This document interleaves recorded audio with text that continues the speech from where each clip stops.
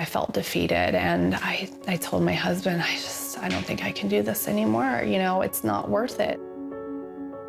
Jennifer Scoe and her husband Chris were ready for another baby after they had twins in 2010. But one pregnancy after another miscarried, and Jennifer was ready to give up. And I lost a total of 4 pregnancies after the twins were born. And it was just so traumatic and devastating. Doctors had tried everything. So when she got pregnant a 5th time, they decided to do things differently. I literally had a conversation with God. God, I'm doing things completely different this time, and completely 100% leave it up to you and just trust you. We've tried following the doctor's prescriptions and suggestions, so you know, I think we're at the point, if God wants this to happen, then he'll let it happen. When Jennifer made it past 11 weeks, they knew their prayers had been answered. She couldn't wait for her 18-week checkup. I figured we'll get a nice clear shot of the baby on an ultrasound. I could put it in the scrapbook. We'll probably be confirmed at this point if it's a boy or a girl. Sure, you know, sign me up. They were disappointed that Chris, a police officer, had to work the day of the appointment. Jennifer decided to go anyway. I'll go and I'll do it, and then I'll surprise you. We'll do like a gender reveal, and I'll let you know, and everything will be fine. You don't need to take off work. You know, you see the baby up on the big computer screen. She's looking at all the parts.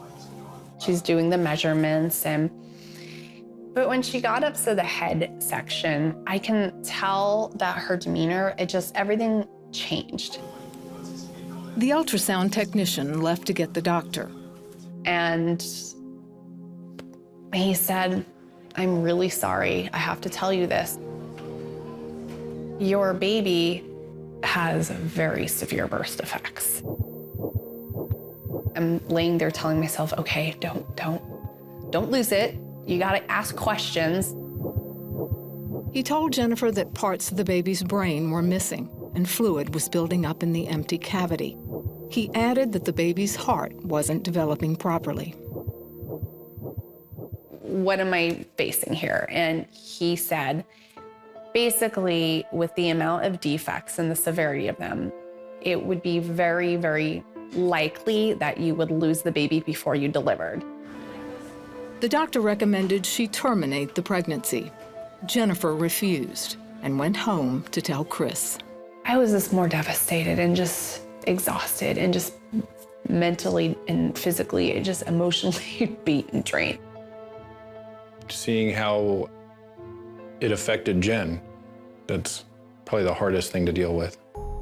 Despite the report, Jennifer and Chris stood on the decision she made from the start. I said that I wasn't going to rely on doctors and that I was going to rely on God. I just prayed. I went through the Bible, and any verse that just popped out and looked like it was relevant or was inspirational or just something to grasp onto, I would print that out on my computer and I would tack it to my wall. Jennifer was especially drawn to Matthew 18:19. You said it, God, it's in the Bible, so all right, I'm gonna believe it. By now, they knew they were having a daughter and named her Lynette. Jennifer and Chris posted on social media and called friends, family, and their church asking for prayer. I had people all the way in Israel. I had people everywhere praying for this pregnancy. I called the 700 Club. I called everybody that I could think of. And so I'm like, okay, that is definitely more than 2 people right there. God, there's a lot of people on that list that are praying for this baby. So I need a miracle. Jennifer's medical care was transferred to Hollywood Presbyterian. As doctors monitored the baby's development, they started making some baffling discoveries. We went to the doctor and he was doing the ultrasound of her head.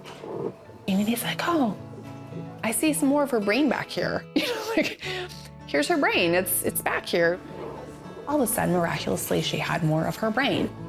This was like a celebration. And we were telling our friends, everybody was just thanking God. Oh, praise you, Jesus, thank you so much. They continued praying And on June 13, 2013, baby Lynette was born with a perfectly normal brain. Still, doctors suspected that the baby would need surgery to repair her heart and transferred her to Los Angeles Children's Hospital. After testing, doctors found nothing wrong. So you're telling me my child that was going to possibly die before I gave birth or soon after is completely normal? It was just an answer to many, many, many prayers. Today, Lynette has no problem keeping up with her brother and sister. I don't think the doctors missed anything. I think they saw what they saw. I think they were seeing what they were trained to look for. I just think it was a miracle. I literally am walking proof. My child is walking proof that God does still do miracles. You just gotta open your mind and your heart and have faith, and you'll see them. They're right there, and it is not the doctors. It is not science. It is God, and you have to give Him the glory.